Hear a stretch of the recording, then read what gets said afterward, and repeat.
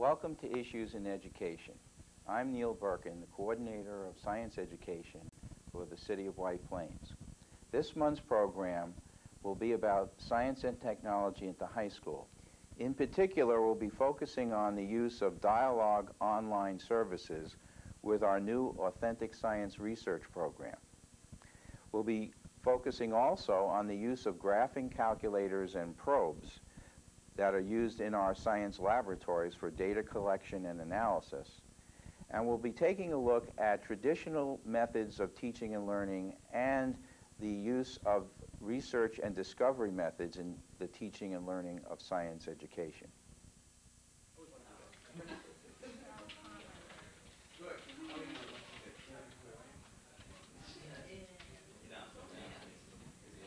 Welcome to our fourth period Authentic Science Research course.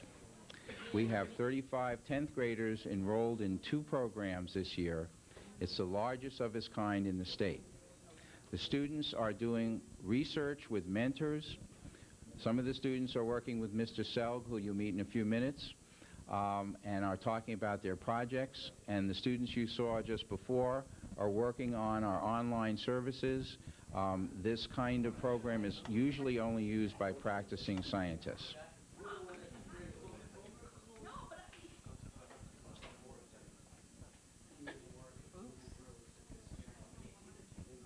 Authentic Science Research is a course that the student participates in where they actually select an area of research that they want to pursue, and it's original research that no one has ever done at all in the whole world. They find this information out by doing an extensive data search for their particular topic area, and they collect a body of knowledge where they have an informed decision as to what kind of research they'd like to do. And if you will, I'd like to right now speak to some of these students and see what they're doing and how far they've gotten in their research. Jonathan, yes. Would you like to please tell us what area of research are you looking into? I'm doing how habitat destruction affects the hydrological cycle. And why did you pick this particular topic? I wanted to do something with nature, and when I was looking through all of the journal entries, this one sounded interesting. About how many different citations and references do you have so far? I have about 50 citations, and I've also emailed 2 professors, one in Germany and one in California. And where did you get the information to email them from? Off of Dialogue and other internet services. I read like the Science Times like on Tuesdays, and so like I was doing that during the summer once, and I saw an article in the coral reefs. And, like I didn't know about it before, so I read the article and it was pretty interesting. I thought it was something that I could probably use. Have you been able to get online through Dialogue services to collect data and information? Yeah, and the best one was using Dialogue because it gives you the citations that you can go from, and you can specify what you want to look for. So you can, and you get the people who wrote the article and where they live or whatever information is needed. I'm doing sudden infancy death syndrome, and I got interested in it because a close friend of mine's child had passed away from SIDS, and I saw how it hurt her and how it hurt a lot of other families, so I just wanted to help. Based on your experience as a student, which you've been for at least 10 years now, how do you compare this course to other traditional courses that you've taken in the past? It's my favorite because it allows me to do what I want to do instead of going around some other teacher's schedule or anything. It allows more freedom, flexibility. Yeah. Can you enjoy that? Yep. Well, thank you very much. It's been excellent. Okay, what I'd like to do now is to go over to the students that are located online and ask them some questions and see how they're doing with that research. What we've got is this is an online bibliographic data service where the student puts in certain keywords and are able to retrieve information on their various topics. The service is called Dialogue Services, and it's part of Knight Ridder organization. And without this, the time that it would take to do traditional hand searches would greatly increase our activity. We're talking a matter of hours, we can do it in a matter of minutes.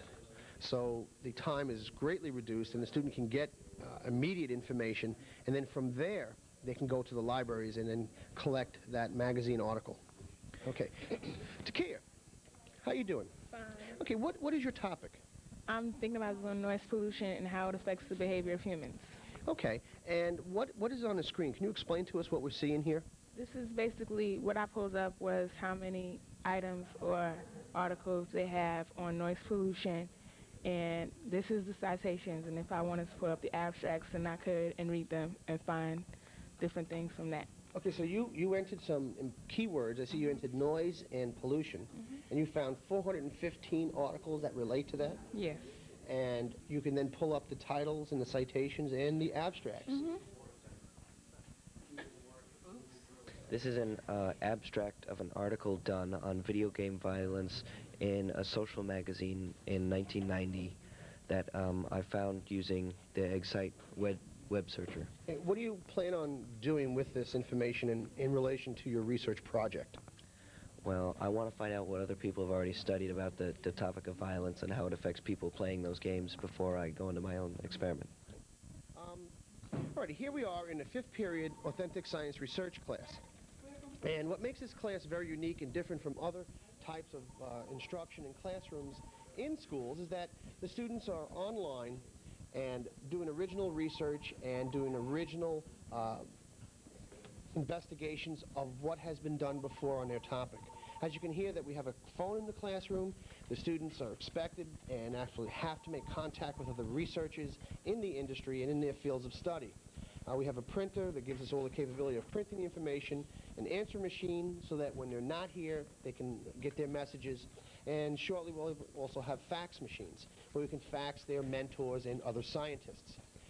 This is exactly how it's run in a research facility, and this is what we're teaching the students to do, is how to conduct good science, okay, good science research. These are databases that the students are now on. This particular student here, Philip Robbins, he is emailing one of his researchers so that he can get more information. Each student in the science research course has their own email address, and that is really a very popular way for the researcher and the student to make contact. Over here, we have Margaret, and she's on a different online. This is called Journals Online, and it's another search engine that will help in her avenues of research. And then we have over here Giselle, and she's emailing herself and leaving, I guess, herself notes. And I actually communicate and work with the students through the email. And they'll do work at home on their own terminals. They'll email me the results, download it into my computer, and then I'll print it out. So that when I come in the morning, I'll have most of the students' work already on my desk, already printed up. So it's a different way of using the technology, and it's a different way of teaching. It's not your traditional instructor-driven, instructor-led education. It's more student-directed and student-driven. And it takes a different kind of student to be independent and to be able to do this. I am doing missile interception. And what does that mean? Over the military, like if there's a dangerous missile, like a nuclear or biological missile coming in, like right now we really don't have a good defense for defending missiles. So I want to perfect a guidance system, a research one that will help destroy that missile before it could wreak havoc on people. So you're going to try to improve the accuracy of the missile? Yeah. Don't you have to be like on a Air Force base or something like that to do this research? Well, maybe it'll help, but maybe most of the stuff you can get from libraries, or you can call up scientists or research facilities, and they can help you out. I came up with this new pollutant that affects frogs in their environment, and it causes them to grow a third leg. And they have some sort of studies in Rochester, so I'm thinking about contacting that university and finding out who I can talk to and who can help me with this. I also was talking to you yesterday, and you mentioned something that happened on Sunday that was really amazing, headless cloning. So I think that might be my other topic, and I think I'm heading towards headless cloning more than this frog defect. All right. So do you feel that the course gives you the freedom to do this kind of research? Well, it does. It helps. Yeah, you can research anything you want, but it's kind of hard too, because you have to think of things that you could like realistically do. Like you can't find the cure for AIDS, and you can't like cure cancer and certain things. So those types of research aren't exactly what you should be looking into, and that kind of narrows down a lot of your topics. And it's hard to pick one because you have to remember that you have to have experience, you have to learn all these things, and you only have 3 years to conduct it. So It's funny you say you only have 3 years. Yeah. Most students would say you have too many years. You've just seen some examples of students learning in a totally new environment and a very different way of learning science. I'm going to ask some of these students who are in the research program if they could or would be interested in using this kind of learning style in more traditional classes that they're currently assigned in. Could you tell me what class you're currently taking in science? I'm now in chemistry honors. And if your teacher was able to let you learn some of the topics in chemistry that you were interested in using this kind of learning style as opposed to what you're currently in, would you prefer this over the traditional style? I think I'd prefer this. I like the freedom to choose what we're going to do, and I think it's a less stressful environment just to learn in. There's some areas where we definitely could use this style of learning really important, and there are other times when we need the teacher as like a guideline to help us through, because there are topics that are more harder and more difficult that we need a teacher in. If I just asked you if you could think of a topic in chemistry that you have covered so far that may be of interest to you that you do further research in, would anything come to mind? Well, stoichiometry, which we've gone over, is really complicated, so I think the teacher is important in that, but then now we're going into the model of the atom, how different elements react differently to different sources of heat. Mm-hmm. So I think that would be a way to use this kind of learning. But then there are certain parts of chemistry that I think I would find the teacher more useful because it's so complicated.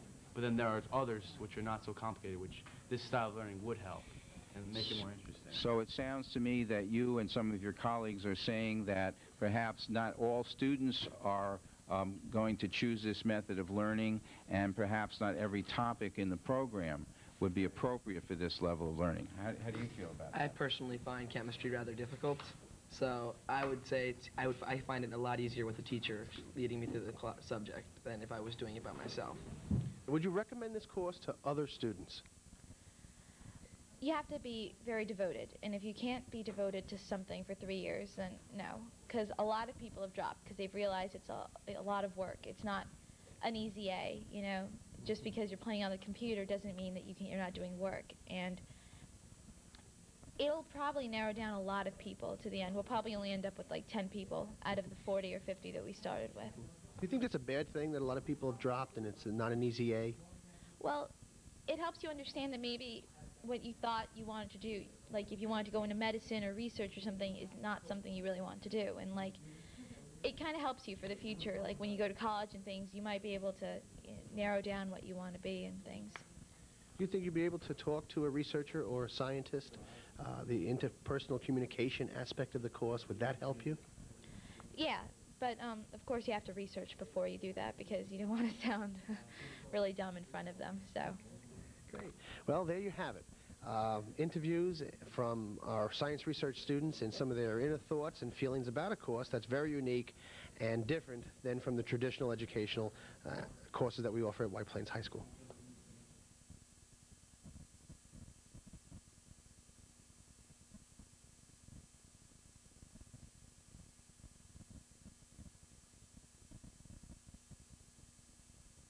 You're looking at some students in a chemistry lab who are using some new technology that involves using graphic calculators and an interface with probes that collect data, and that data can be then uploaded into computers and used for different analysis. Mr. Sanowski has pioneered the use of this material this year and is using it in his chemistry classes both at the Regents and Honors level, and we plan to expand this kind of technology into other chemistry classes as well as biology, physics, and earth science. I'm Mr. Birkin, and I'm the coordinator of science education for the White Plains Public Schools. For many, many years, science laboratories have been doing excellent work in gathering data and analyzing data so our students can learn a lot more about science than just what's in a textbook or in solving a problem on the chalkboard. But we want to spend much less time on gathering data and much more time on analyzing data. And this new technology will help us do that. Hello, I'm Mr. Sinosky, and these are students from my honors chemistry class. They're doing an experiment here in which we are monitoring the temperature change during an endothermic chemical reaction. An endothermic reaction is one which requires an input of energy to go. The chemicals that we are using are a solution of citric acid, which you can find in your orange juice in the morning, and sodium bicarbonate. With this experiment, we're going to be able to, we're able to graph it onto the computer by using a modem, and Mr. Sinosky will later show you a graph that shows our results. The students are now pouring the solution of citric acid into the sodium bicarbonate. There we go. All right, now the mixture is complete. The reaction is taking place. They're stirring. We're going to have to stir for 5 minutes. Okay. So, in the meantime, the temperature is being monitored on this graphic calculator right here. Okay. The temperature probe is connected to the interface box in my right hand, and you can see the temperature numbers being displayed on the screen on the interface box. Temperatures are being taken every 6 seconds. At the same time, there is a graph of time versus temperature being displayed on the screen of the graphic calculator. The experiment lasts for 5 minutes, and after that time we will have a graph plotted on our calculator. We have previously done this experiment, and the students were practicing for this, and here is a graph of what the final temperature versus time looks like. This was uploaded into a Macintosh computer and printed out from the graphic calculator. The advantage of using the graphic calculators is that it brings computer technology to us at a much cheaper cost. You also notice that this stuff is completely portable. So students could take this out in the field if they were doing work on local environmental issues and wanted to get acid-base studies of local waterways. They wanted to do soil samples, air content studies, any number of different things. All this equipment is easily taken out into the field. Data can be collected, and then it can be put back into the computer for analysis.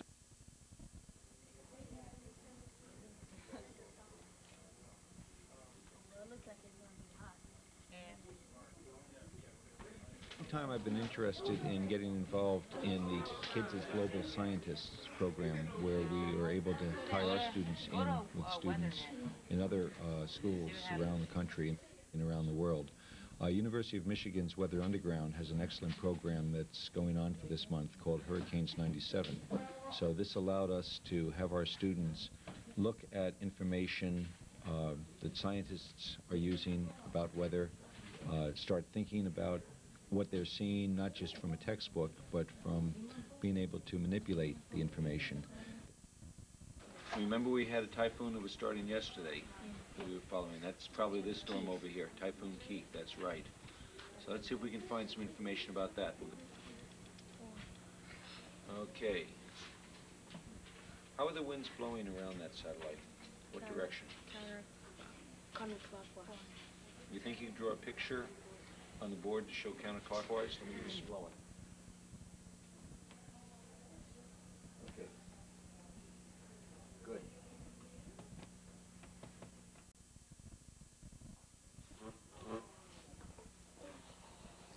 In the footage that you're looking at now, Mr. Tony Pitea is doing a very exciting laboratory experiment with his students in advanced placement physics.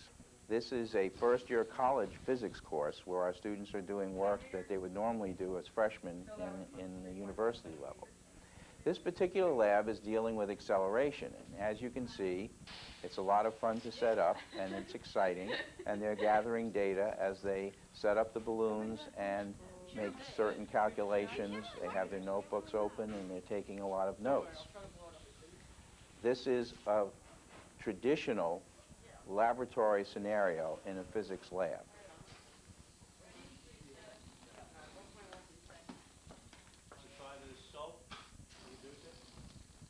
Students have just completed Newton's laws of motion. That's the first, second, and third law of motion.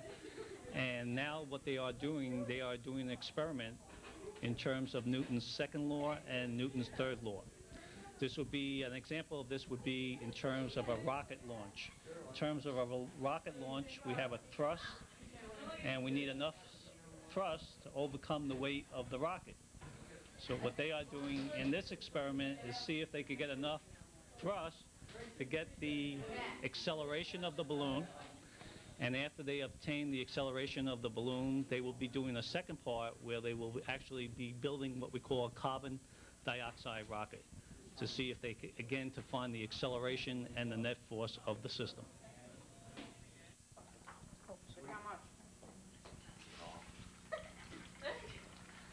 How much do you want? More? I think that should be enough. It's like 200 milliliters. Because if it's 2 months, it's going to be too heavy. Yeah. He's right. We'll have to pull it. Yeah. All right, now the question is, how do you get Oh, here it is. It's like putting a chip in a bottle, you know? I know. Alright, we can This is like Westminster Abbey. This should be, isn't this interesting? This is like a rocket launch.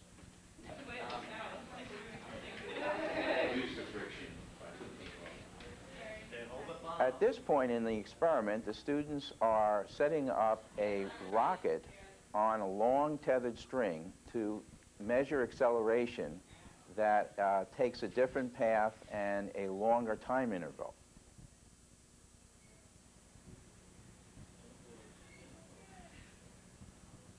Is this going to float or is it going to sink?